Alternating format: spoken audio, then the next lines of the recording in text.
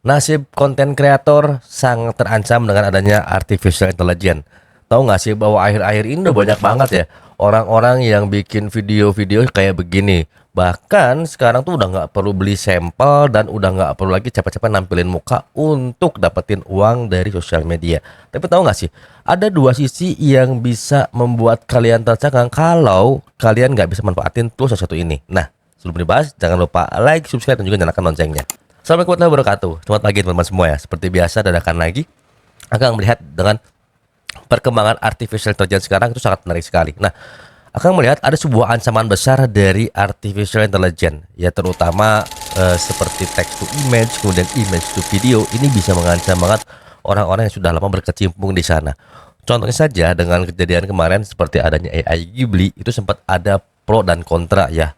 Jadi teman-teman tahu sendiri ya di konten sebelumnya bahwa seorang sutradara atau mungkin seorang yang bikin One Piece itu betul-betul menolak kehadiran artificial intelligence.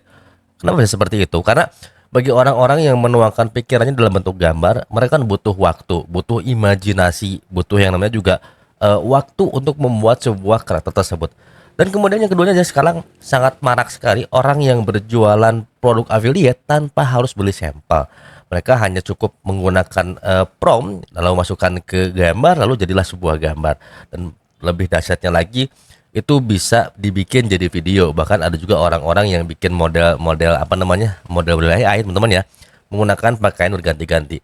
Tapi tahu nggak sih bahwa hal ini tuh menarik banget. Ini yang pertama kenapa bisa jadi ancaman bagi afiliator.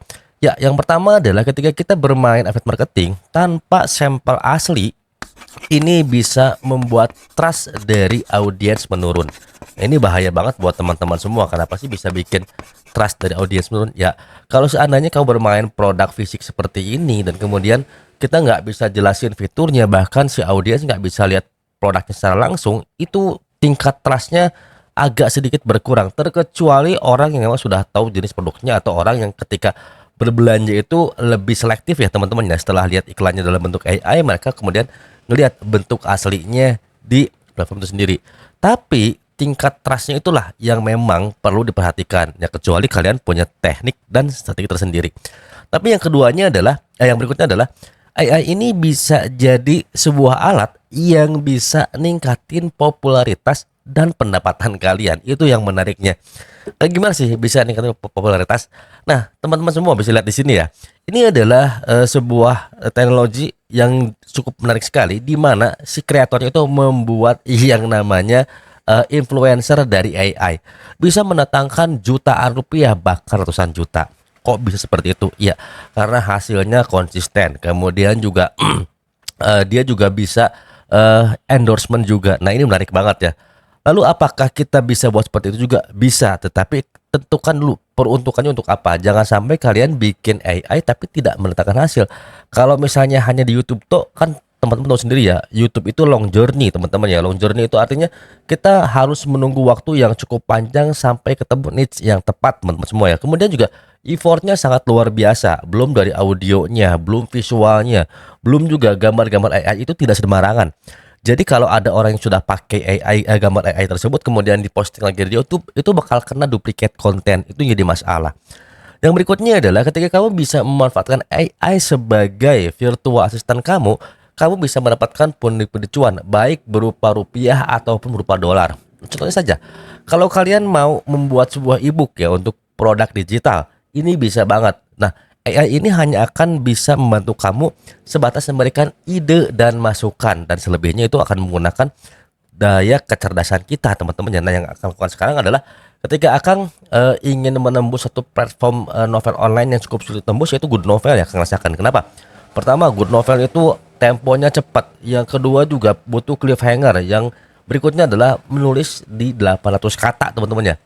Bagi Akang yang biasa nulis di video di 2000 kata per babnya itu agak kesulitan bikin cerita cepat, kemudian dibikin cliffhanger di jumlah 800 kata. Nah, ketika munculnya yang namanya DeepSeek, kemudian muncul juga AI, Qwen AI dan juga ChatGPT, ini menjadi sebuah alat yang sangat powerful sekali. Nah, jadi teman-teman lihat sendiri di sini ya. Ketika Akang membuat sebuah naskah, kemudian Akang tuangkan di Qwen AI, kemudian di DeepSeek, seperti ini hasilnya. Ini betul-betul berbeda. dari masing-masing AI ini bisa kita ambil mana yang cocok dengan cerita kita, baik dari sisi adegannya, kemudian sisi narasinya, ini sangat bisa dipakai banget. Nah, jadi buat kamu ya teman-teman ya, kalau seandainya hanya mengandalkan AI tok ya nggak bisa. Karena creativity itu akan tetap kembali kepada diri kita. Lalu apa sih yang harus kita lakukan sekarang? Nah, yang terutama adalah bagaimana kita membuat sebuah strategi marketing. Nah, ini dia.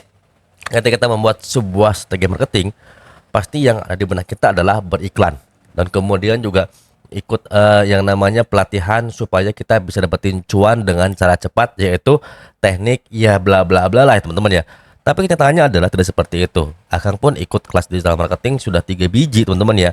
Dan kembali lagi, tidak ada yang menjamin hasilnya itu bisa langsung cepat kaya. Nah, yang paling fundamental ketika kalian mau membangun yang namanya sistem marketing, tentukan dulu yaitu positioning kalian. Mau sebagai siapa teman-teman ya? Kalau kalian misalnya di bidang teknologi ya, seperti misalnya kalian jago bikin video-video AI yang sifatnya bisa dikomersilkan, itu akan lebih baik banget teman-teman ya. Kalian pernah lihat nggak iklan ini? Nah, ini tuh iklan yang dibuat pure pakai AI. Kenapa sih? Karena ini produknya produk teman-teman ya, dan betul-betul sudah terbangun si brand image-nya, jadi nggak akan kesulitan. Nah, kalau kita yang baru seperti itu, kita perlu bikin yang namanya sebuah value. Value di sosial media itu penting banget. Kenapa?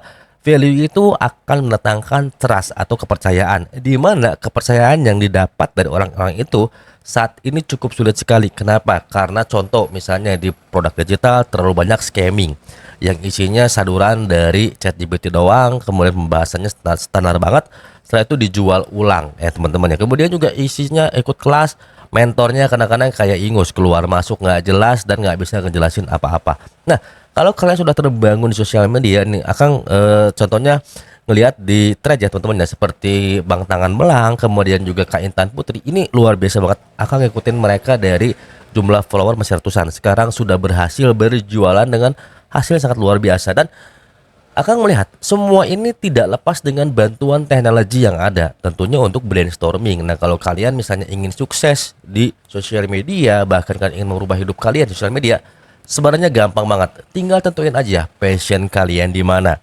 Kalau mau di penulisan, kalian bisa join bareng Akang, kita discuss di community Akang. Yuk bareng-bareng kita brainstorming gimana sih caranya kita ngebangun penulisan, kemudian bagaimana nembusin yang namanya platform yang sulit tembus, kemudian gimana caranya kita memanfaatkan AI sebagai virtual asisten kita. Nah, jadi buat teman-teman semoga video ini bermanfaat. Jadi jangan lupa juga nyalakan loncengnya. See you in the next video. Wassalamualaikum warahmatullahi wabarakatuh.